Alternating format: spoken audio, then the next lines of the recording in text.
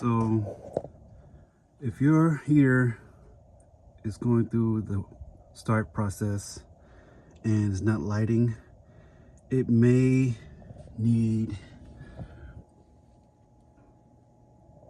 this little heater igniter thing right there on the bracket. It's kind of like glittery in the back, right there in the middle. It may just need an igniter replacement. So it just started. This little fan is turning there. So what's supposed to happen is the little igniter back there is supposed to start glowing. You hear a little click.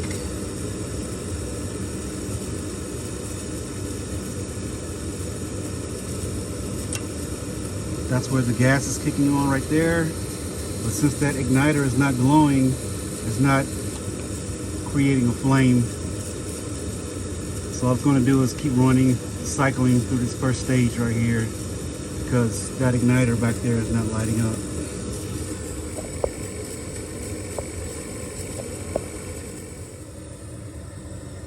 There's a little red LED light that's inside here, this little window.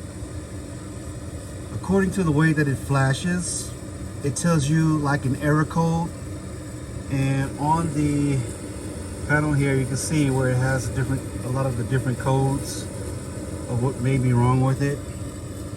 We're going to let it cycle and I'll show you how it tells you. Usually the first number is it blinks fast, and then the second number is slow blinks.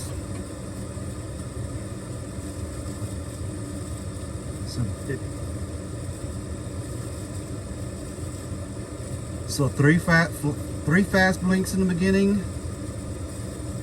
1, 2, 3, 4. So 3 fast and then 4 slow.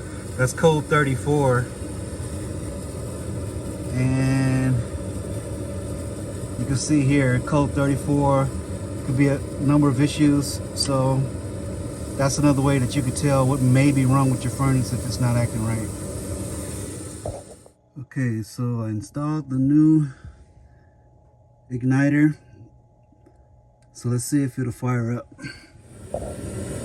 Alright, so the cycle has started.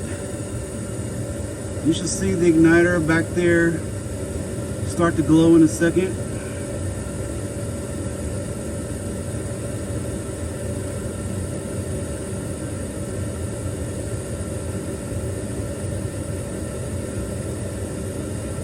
There it is. It's working. The gas should kick on and ignite.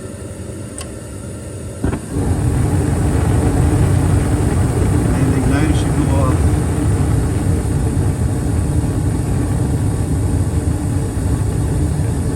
We have a working furnace again. It cost me like 30 bucks.